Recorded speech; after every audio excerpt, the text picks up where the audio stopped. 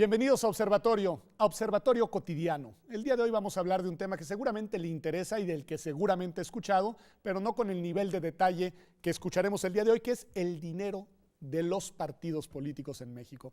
María, hace ya varios años hicimos una apuesta en este país por el financiamiento público, por el financiamiento preponderantemente público como recursos de partidos políticos. Ayúdanos a entender el contexto, el sentido, la lógica de esa decisión estratégica. Mira, yo creo que es muy importante entender por qué empieza a haber financiamiento público a los partidos y no solo en México. Un dato que puede ser muy revelador para quien nos está viendo y oyendo es que en Alemania y en Italia empezó el financiamiento público después de la Segunda Guerra Mundial con la idea fundamental de promover una nueva democracia en donde no pudiera haber la captura que hubo del fascismo, del nazismo en los partidos. Okay. Yo creo que ese es un dato muy importante. En México, sin haber tenido una experiencia tan dramática como esa, el financiamiento público se justifica desde 77, pero en realidad es relevante desde 96, donde se convierte en la principal fuente de financiamiento público y se considera como plataforma de equidad para poder tener un sistema competitivo. Solamente con financiamiento público logramos realmente romper la hegemonía priista que había vivido con vasos comunicantes del dinero de los gobiernos y el partido sin ninguna clara distinción entre ellos. Judith, pero nos pasamos, ¿no? Sí, nos pasamos. Yo creo que... Es decir, me gusta mucho lo que nos dice María, estoy de acuerdo con ella, yo también soy defensor del financiamiento público como concepto, pero con el paso de los años hemos llegado a cantidades estratosféricas. Yo también estoy de acuerdo en que es importante defender el financiamiento público. ¿Vale? Sin embargo, creo que hay reformas recientes que han llevado el financiamiento a un límite que está generando este descontento que es muy evidente. Primero, es importante que nos cuestionemos por qué los partidos políticos nacionales tienen dobles fuentes de financiamiento. Tienen 7,000 millones, por hablar de las cifras más actuales con las que vamos a ir al proceso del 18, 7,000 millones de pesos aproximadamente por financiamiento federal y una cantidad similar por financiamiento estatal. Exactamente. Que esto además es producto de una reforma relativamente reciente. De una reforma de 2014. Okay. Entonces, ahí se dobló la bolsa de financiamiento y esto es un problema que no se había hecho evidente hasta ahora, pero además, pues ahora los partidos políticos tienen acceso a tiempos del Estado de manera gratuita. Entonces es un gasto que antes hacían, que actualmente ya no hacen, y ese dinero público se lo están gastando en otras cosas, tal vez campañas excesivamente caras, que creo que están generando el descontento que vemos actualmente. Pues un descontento en ese sentido también que se comprende, ¿no, María? Porque yo entiendo el tema del financiamiento público, estoy de acuerdo con ustedes que es importante, me parece fundamental lo que nos dices en el origen, qué se estaba pensando, pero esto que dice Judith es muy importante. Es muy importante y es gravísimo. A ver, seamos claros, en 97 se aprueba el financiamiento público y se le pone una restricción fortísima al privado, cosa que es muy rara. Yo no he encontrado en ningún otro país una restricción al privado donde te diga que no puedes tener más del 10% del público. Es extraño. Y eso ha generado una desafección de los militantes y de los simpatizantes, pues ¿para qué los financio yo si están totalmente subsidiados? Si están totalmente subsidiados. Creo que esa es una parte importante.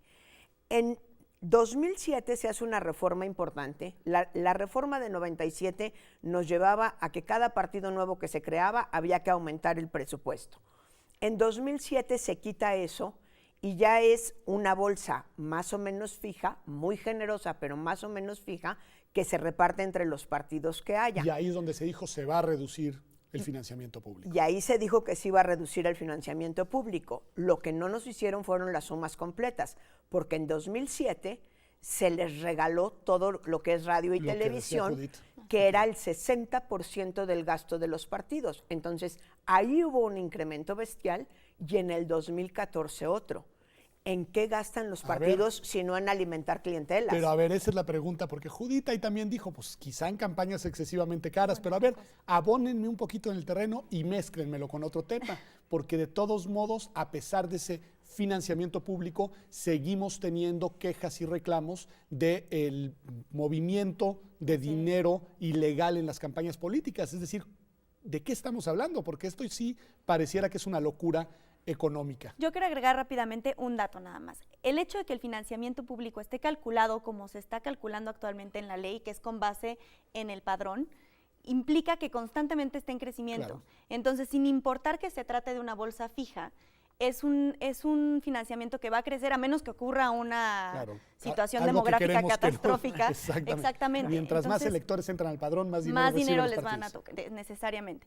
Entonces, creo que sí es importante cuestionarnos actualmente qué se está haciendo con el dinero público, porque si ya no se está yendo a comprar espacios en radio y televisión, se tiene que estar yendo a otro lugar.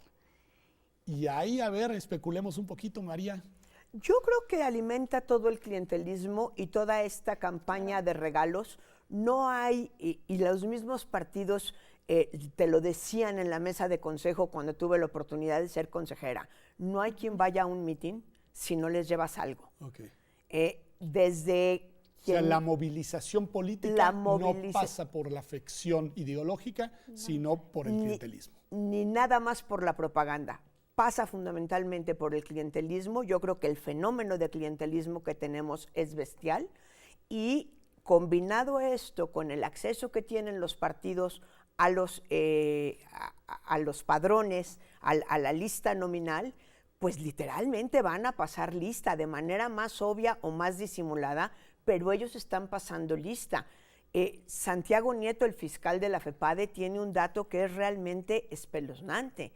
Como el sistema de solidaridad, ahora llamado Progresa, confió fundamentalmente en las madres de familia para darles el subsidio, pues ahora esas madres de familia son las operadoras de los patrones electorales a fin de poder convencer a todas las demás mujeres en los círculos donde se reparte el dinero.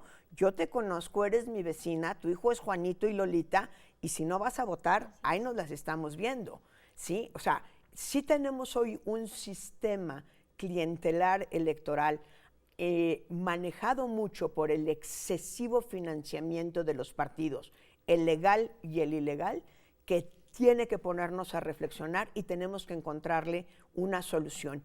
Y creo que cuando hablamos de dinero ilegal, esto me importa mucho decirlo, no es nada más dinero del narcotráfico o del crimen organizado. Tan ilegal es el financiamiento de grupos de narcotráfico como el de los grupos en el gobierno, o grandes empresarios o gobierno.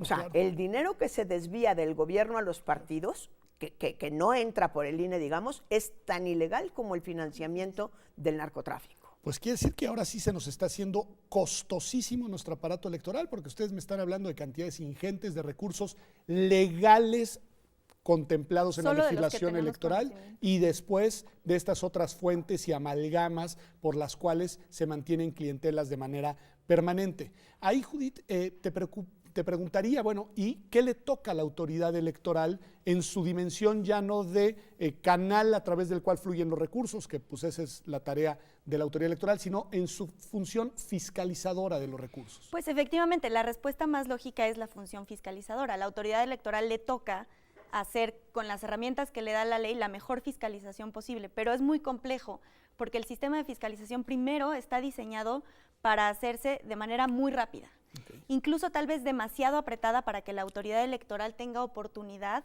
de revisar todos los informes de campaña que se tienen que revisar, que como dato para las elecciones de 2018 van a ser más de 3,000 informes de campaña en el breve tiempo que se tiene que hacer, que son aproximadamente 20 días. Entonces creo que cuando la autoridad electoral tiene este tipo de presión de fiscalizar tanto dinero para tantos candidatos en tantas campañas distintas, porque la autoridad, el INE, fiscaliza las locales y las federales, en tan poco tiempo le estamos poniendo una carga excesiva. Pero además también creo que la autoridad, y ya no hablando del instituto, sino en este caso de la FEPADE, tiene que hacer su trabajo en términos de verificar qué se está haciendo con dinero que se está yendo probablemente a compra y coacción de voto.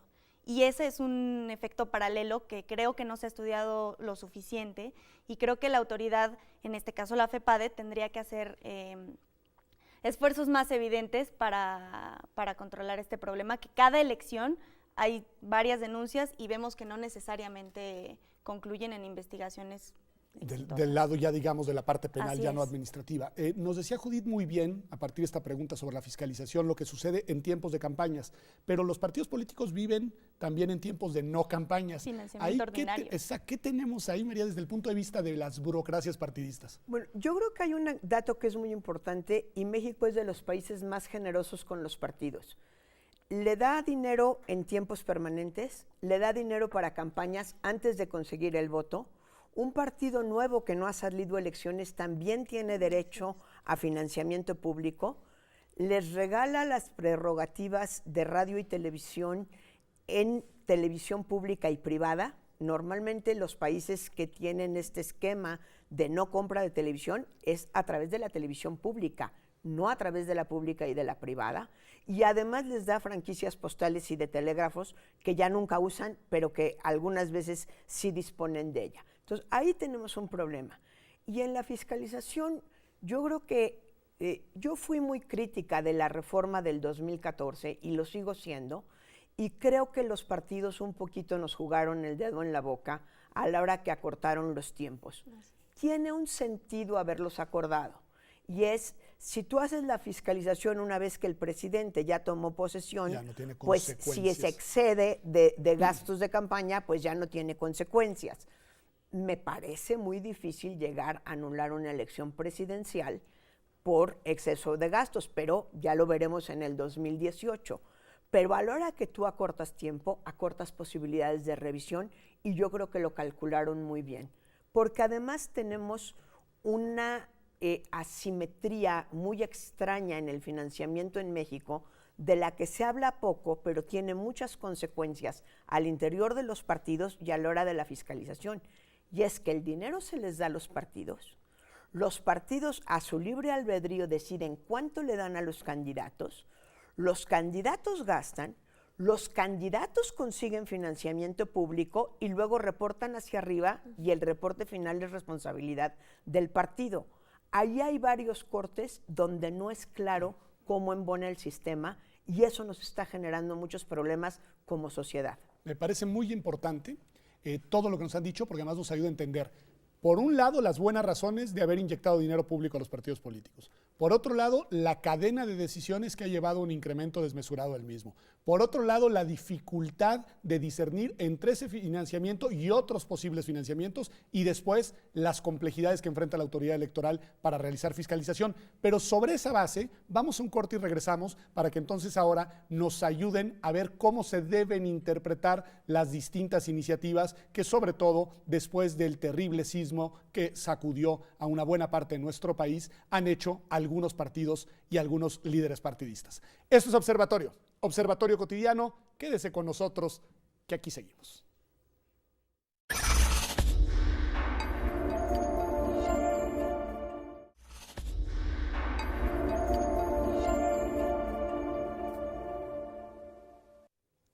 Ya estamos de regreso aquí en Observatorio Cotidiano. Bueno, estamos hablando de financiamiento público, en este caso a los partidos políticos.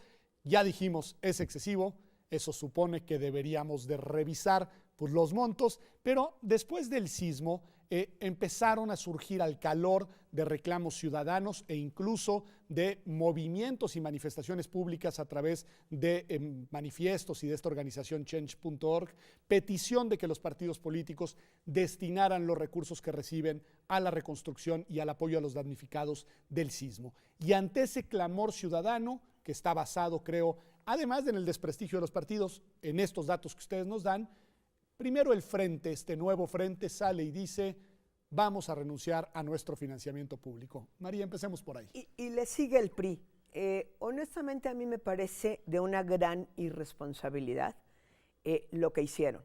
Primero, porque tú no puedes cambiar el sistema electoral de un país al golpe de una tragedia y medrando de la angustia y el luto de la gente, y me parece que fue lo que hicieron, perdón que lo diga de manera tan cruda. Coincido ¿sí? contigo. Sí creo que había una serie de iniciativas anteriores, la de Kumamoto la conocimos todos, sin voto no hay dinero, ligar el voto, el financiamiento no al padrón, sino a la votación válida, lo que tiene otras complicaciones, Recuerdo que Ríos Peter también presentó una iniciativa, pero esta iniciativa empezó como un juego, diciendo queremos donar, tratando de reivindicarse y ganar opinión pública. Y yo creo que en el momento en el que el INE, recuerdo un video que salió del presidente Lorenzo Córdoba, diciendo ya encontramos que sí se puede. Las ofertas se hacían bajo la lógica de que no se puede, porque dentro de nuestro barroco sistema tenemos lo que es el uso debido de las prerrogativas. Y sabían que cualquier uso que no es para campañas era uso indebido de la prerrogativa. Okay. A la hora que sale Lorenzo y dice, ya encontramos que sí se puede, ya no encuentran cómo zafarse de las ofertas que habían hecho. Y entonces las radicalizan.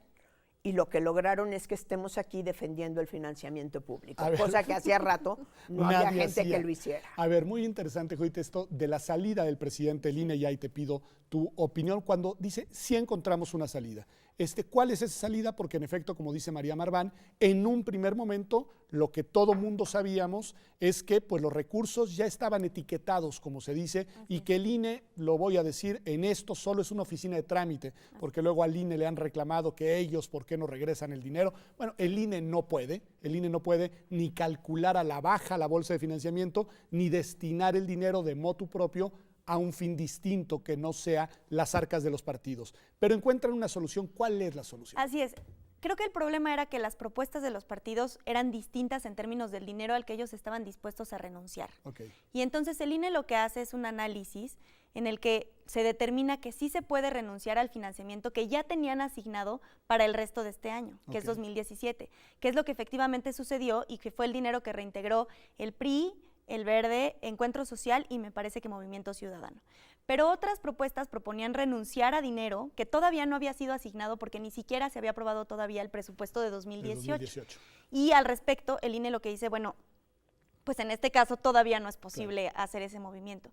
Pero además, efectivamente, tienes razón, el INE en este caso es una oficina de trámite y lo que salimos a decir fue, si se quiere hacer, la vía correcta es un reintegro a través de la tesorería de la Federación.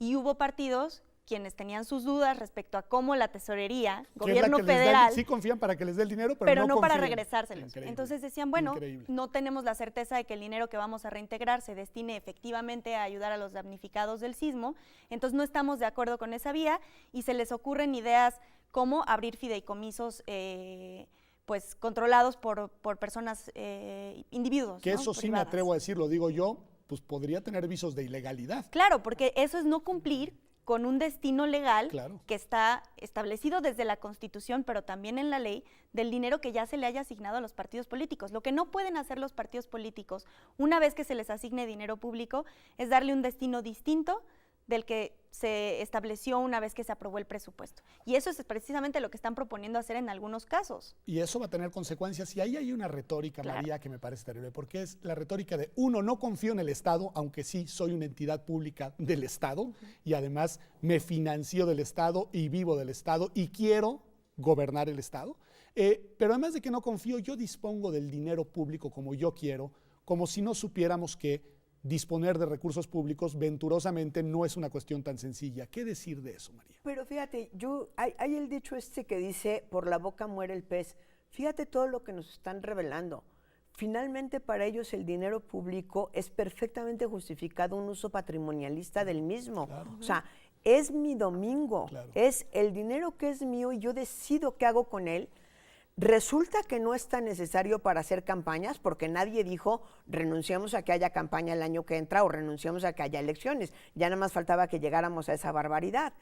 Pero entonces resulta que en términos de retórica el dinero público no es necesario, el Estado no es confiable y yo puedo hacer con ese dinero que la sociedad ha decidido darme porque ha decidido tener un sistema de partido plural en donde haya competencia.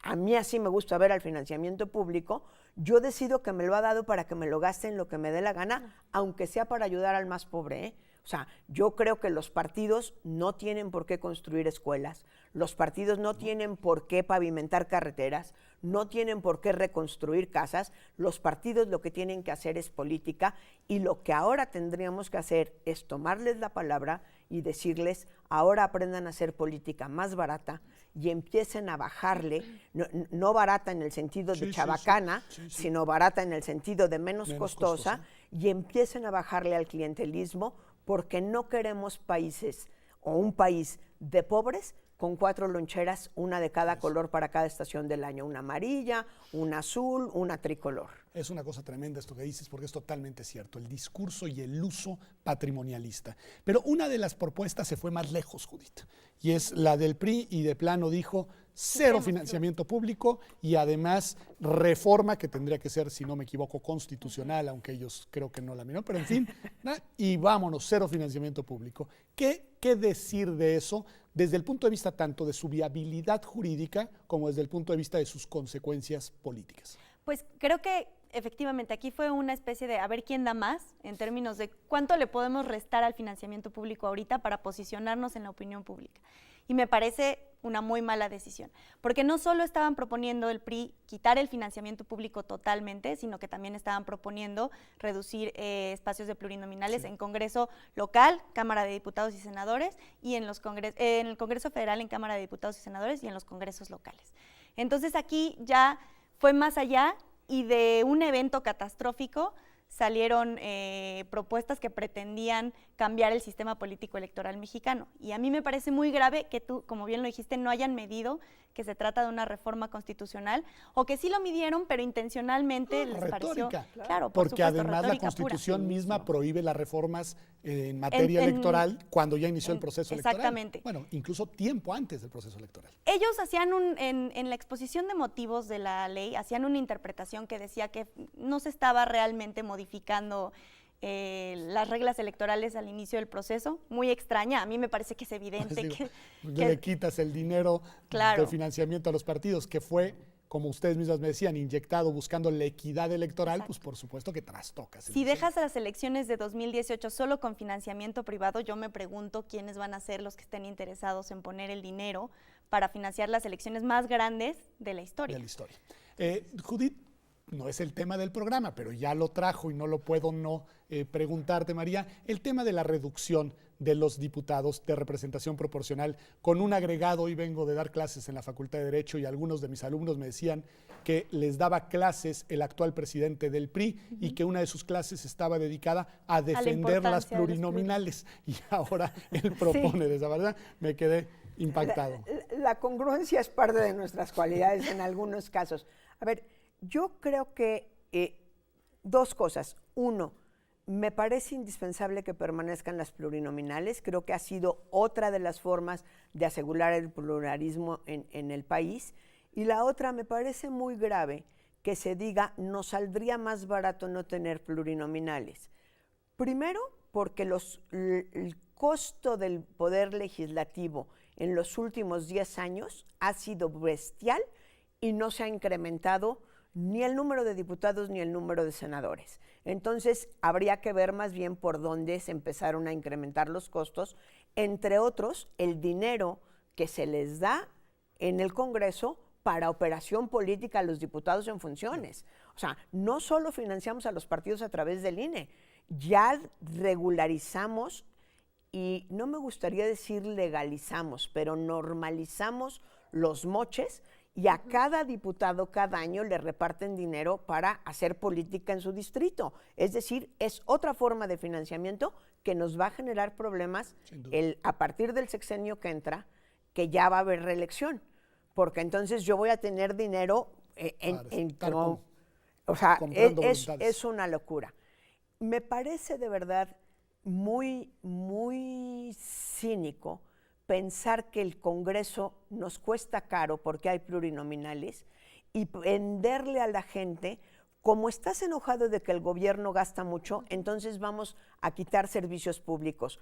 También nos cuesta muy cara la educación pública, también nos cuesta muy cara, y yo creo que es llevar al extremo de una manera muy poco razonable la esquema del neoliberalismo. Es decir, el neoliberalismo en última instancia dice, el gobierno lo único que tiene que hacer es administrar y tenemos que hacer una administración lo más barata posible. Yo creo que un gobierno es mucho más que administrar. Me parece fundamental la necesidad de que un gobierno redistribuya. Y si tenemos que gastar en un parlamento, yo creo que tenemos que gastar en un parlamento porque si no, no hay democracia posible. Pues con esta estupenda reflexión cerramos el programa el día de hoy y estoy totalmente de acuerdo contigo. Necesitamos partidos fuertes y partidos legales y partidos transparentes. No necesitamos elecciones clientelares y costosísimas y sí necesitamos representantes populares en los órganos legislativos que además reflejen la venturosa pluralidad política que caracteriza a la sociedad mexicana. Así que, Judith, muchas gracias. María, muchas gracias. Y muchas gracias a usted por habernos acompañado en esta edición de Observatorio Cotidiano.